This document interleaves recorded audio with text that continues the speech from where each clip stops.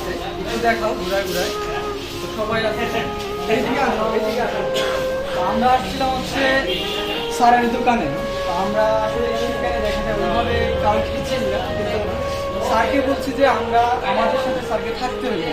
তো দেখা যায় আনফর্চুনেটলি আজকে স্যারের দোকানে আর কি স্যার একাই, আর কেউ নাই।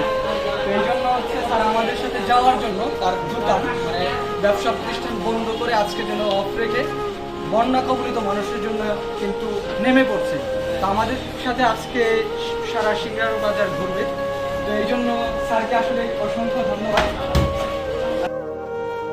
আসলে আমরা আপনার সর্বোচ্চ এবং কিন্তু টাকাও দিছে, অনেক টাকা দিছে বক্সে, এটা স্যার দেখায় নাই।